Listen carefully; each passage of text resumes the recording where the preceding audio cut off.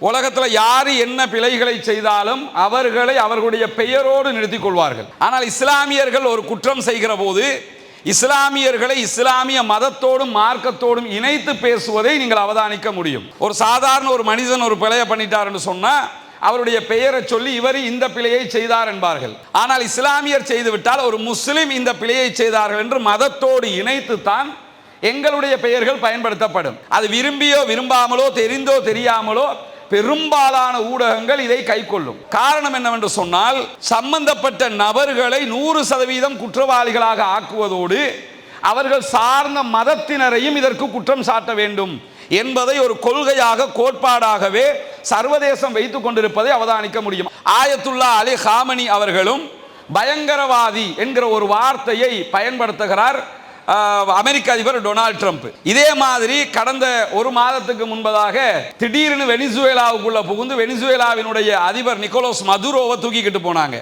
தூக்கிக்கிட்டு போனவருக்கு போதைப் பொருள் கடத்தல்காரர் என்கிற குற்றச்சாட்டை சுமத்தினார்கள். ஆனால் அவர் சார்ந்த மதத்தையோ அவர் மதம் சார்ந்தவர் கிடையாது, அவர் கம்யூனிசவாதி மதங்களே இல்லைங்கிறவர். ஆனால் அவர் சார்ந்த கொள்கையை உடைய யாரையுமே பயங்கரவாதி என்கிற வார்த்தையை இட்டு அவர்கள் பயன்படுத்தியதை நீங்க பார்க்க முடியாது. 2 சம்பவங்கள் நடைபெறுகிறது. ஒரு நாட்டினுடைய அதிபர் தூக்கி கொண்டு போகப்படுறாரு.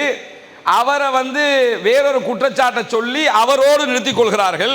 அவருடைய நாட்டோடு அவர் சார்ந்த சமூகத்தோடு அதை சம்பந்தப்படுத்தவில்லை. இரண்டாவது ஒரு நாட்டுக்குள்ள அதிரடியாக புகுந்து தாக்குதல் நடத்தி அந்த நாட்டினுடைய சுப்ரீம் லீடரை கொன்னுபிட்டு அவரை பயங்கரவாதி என்று சொல்லுகிறார்கள். காரணம் என்ன? ஒரே ஒரு ரீசன் அவங்க சொல்லக்கூடியது என்னன்னா அவர்கள் அணு ஆயுதத்தை தயாரிக்கிறார்கள்.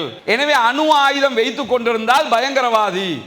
அணு ஆயுதத்தை தயாரிக்க வெளிக்கிறவன் பயங்கரவாதின்னா உண்மையிலேயே அணு ஆயுதத்தை கொத்து கொத்தா வச்சுக்கிட்டு இருக்கிறவனுக்கு பேர் என்ன? அணு ஆயுதத்தை கொத்து கொத்தா வச்சுக்கிட்டு இருக்கிறவன் என்ன சொல்றான்னு கேட்டா அணு ஆயுதம் தயாரிக்க வர்றான், எனவே அவன் பயங்கரவாதி, அதனால் அழித்தோம் என்கிற பட்டத்தை சூட்டுகிறான். அமெரிக்கா அணு ஆயுதத்தை வைத்துக் கொண்டிருக்கிறது. அமெரிக்காவோடு இருக்கக்கூடிய அனைத்து நேச நாடுகளும் அணு ஆயுதத்தை வைத்துக் கொண்டிருக்கிறது. அவர்களை யாருமே பயங்கரவாதி என்று சொல்லவில்லை. இஸ்ரேல் அணு ஆயுத பலம் கொண்ட நாடாக இருக்கிறது. அவர்கள் அணு ஆயுதத்தை செக் பண்றதுக்கு கூட அனுமதிப்பதில்லை. அணு ஆயுத தடுப்பு முகமை இருக்கிறது. அவங்களுக்கு இஸ்ரேலுக்குள்ள போய் நீங்க எத்தனை அணு ஆயுதத்தை வச்சுக்கிட்டு இருக்கிறீங்க என்கிறத கூட பார்ப்பதற்கு அனுமதி கிடையாது.